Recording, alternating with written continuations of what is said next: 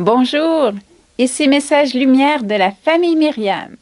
En ce jeudi 16 août, je suis heureuse de venir partager avec toi les fruits de ma prière et de ma réflexion sur les textes de la messe d'aujourd'hui.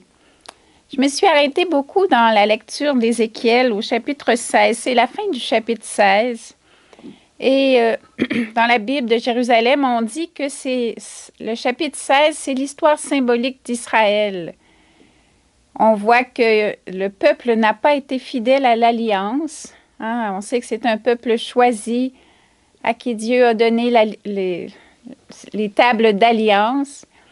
Il a conclu avec lui une alliance. Je serai ton Dieu, tu seras mon peuple. Et Israël est comparé à une prostituée qui n'a pas été fidèle à l'époux qui est le Seigneur. Et bon, c'est bien décrit dans ce chapitre, mais ce qui est beau, c'est qu'à la fin, le Seigneur veut faire prendre conscience à Israël de sa faute. Il a manqué à l'alliance, mais lui, le Seigneur, dit « Cependant, moi, je me ressouviendrai de mon alliance, celle que j'ai conclue avec toi au temps de ta jeunesse. J'établirai pour toi une alliance éternelle. » Quelle fidélité quand le Seigneur, en fait, je me dis, il devait déjà penser qu'il enverrait son Fils, qui a établi avec nous une alliance nouvelle et éternelle. Puis il dit, tu te souviendras de ta conduite, tu vas le regretter. Des fois, il est bon de prendre conscience de nos manquements dans l'alliance avec le Seigneur, avec les autres, avec notre conjoint, notre conjointe. C'est un pas déjà pour grandir dans la fidélité que de reconnaître qu'on a manqué. Mais il dit, moi, je rétablirai mon alliance avec toi. Il termine en disant, dans ton déshonneur, tu n'oseras plus ouvrir la bouche quand je te pardonnerai tout ce que tu as fait. Le Seigneur a conclu avec son peuple une alliance de miséricorde. Et c'est ainsi avec chacun de nous. Par ton baptême, le Seigneur t'a choisi. Il a voulu faire avec toi une alliance éternelle. Et tu le sais comme moi, c'est pas facile d'être fidèle à Dieu, pas seulement à ses volontés, à ses commandements, mais même à ses désirs. D'être un témoin de fidélité dans le monde d'aujourd'hui, c'est tout un défi.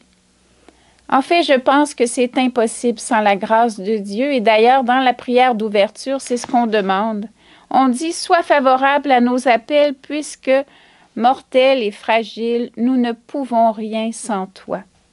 Donne-nous toujours le secours de ta grâce pour être fidèles, pour agir de manière à te plaire. » C'est beau, parce que le Seigneur, il exige la fidélité, puis en même temps, il nous donne tout ce qu'il faut pour la réaliser, surtout dans son Fils Jésus. Comme il faut le regarder parce qu'il est le fidèle qui a aimé jusqu'au bout. Et je lisais dans le vocabulaire de théologie biblique au mot fidélité, ça m'a frappé beaucoup parce qu'on dit que si là où l'on n'est pas fidèle à Dieu, la fidélité envers les hommes disparaît. C'est quelque chose. Si on n'est pas fidèle à Dieu, il va être bien difficile d'être fidèle aux autres.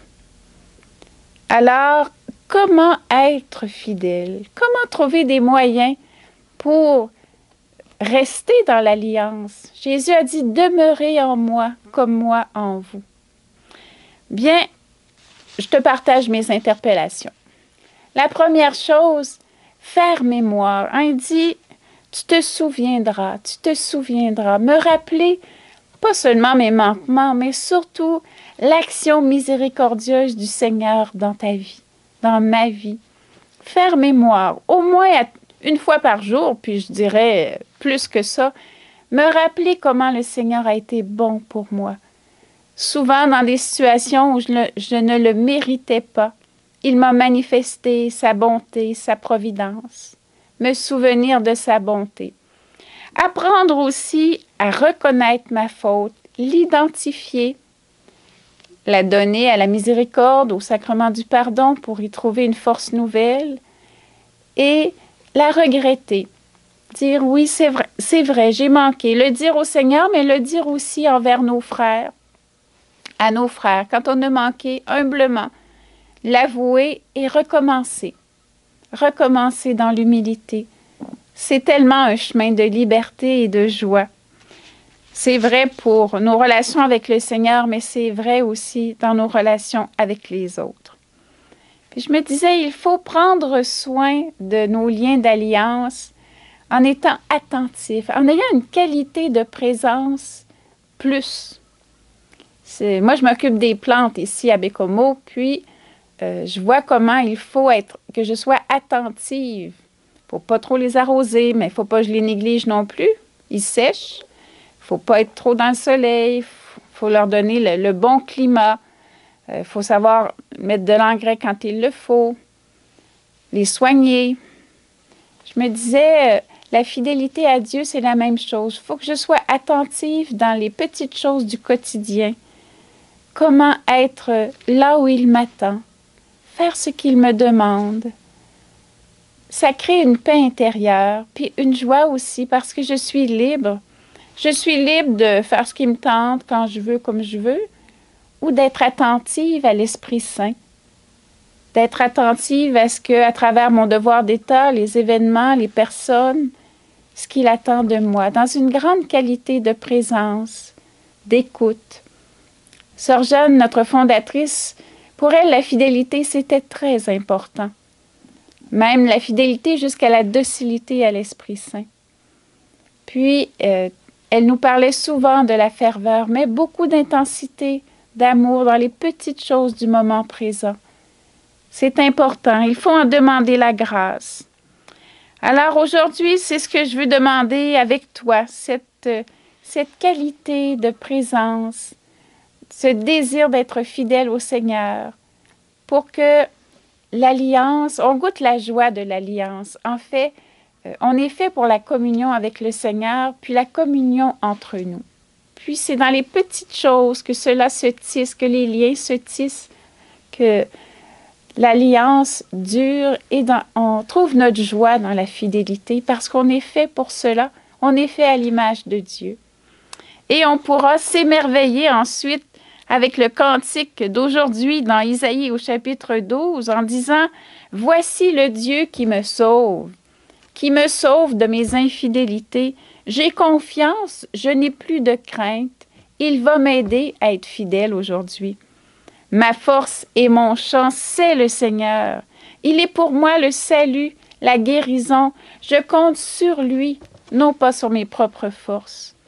Oui, ensemble, rendons grâce au Seigneur et proclamons son nom de fidélité. On va pouvoir être témoins de merveilles du Seigneur, parce qu'à travers la fidélité, Dieu peut passer. Dieu peut faire couler sa grâce à travers nous aussi sur les autres. Oui, jubilez, criez de joie, habitants de Sion, habitants de Montréal, New York, Haïti, de partout où vous êtes, car il est grand au milieu de toi, le Saint d'Israël, le Dieu de l'Alliance. Alors, je te souhaite de vivre ce défi d'un plus de présence et d'amour pour être fidèle au Seigneur, pour être fidèle aussi à tous ceux avec qui tu vis, pour qu'ils puissent eux aussi avoir cette espérance dans leur cœur, dans leurs relations, dans leur foi. Bonne journée, à bientôt.